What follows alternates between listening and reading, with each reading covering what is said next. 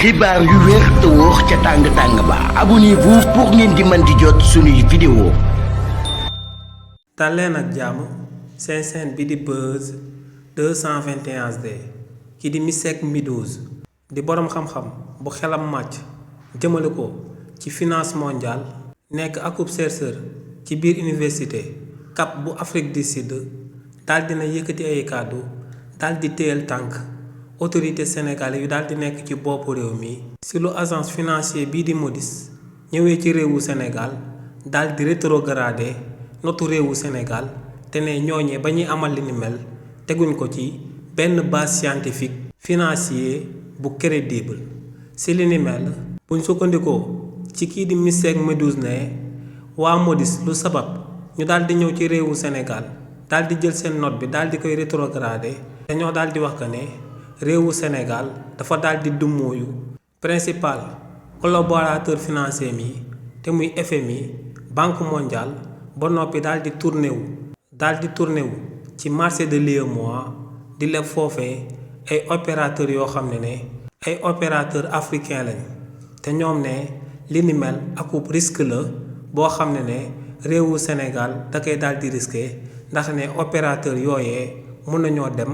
ba daal di coloniser réewu Sénégal jëmale ko si liñ koy daal di alxaalis kii di Micheck Meadows ne li ni mel moom moo sabab waa Moody's ne ñu daal di rétrogradé note bi nga xam ne moom lañ jagleloon réewu Sénégal nee nag lu leer ba am moom mooy que ne ni nga xam ne moom la réewu Sénégal daal di fonctionné jëmale ko ci ay opérateur africain ne ni mel la réewu Sénégal nam moo na fonctionné ginnaaw bu nangoo woon Banque mondiale wala FMI daal di koy alxaalis ndax ne lu leer ba am moom mooy que ne Banque mondiale ak FMI actuellement ñoo coloniser ay pays yu bëri si luñ jëlee xaalis gu bëri daal di leen koy lebal donc ne risque bi nga xam ne moom moo daal di am ci boole bee Banque mondiale ak boole bee FMI ne moom ngay daal di am bu fekkee ne tamit dangaa dugg ci marché de l'UEMOA daal di fay leb yeneen partenaire donc ne lu leer ba am moom mooy que ne waa Moody's jël nañ seen propre responsabilité daal di rétrogradé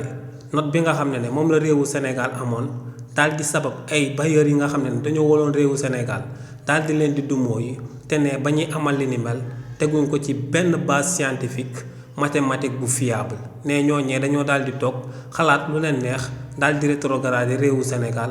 daal di rétrogradé note bi nga xam ne moom la réewu Sénégal amoon te ne ba ñuy amal li ni mel teguñ ko ci dëgg waaye tamit teguñ ko ci yoon.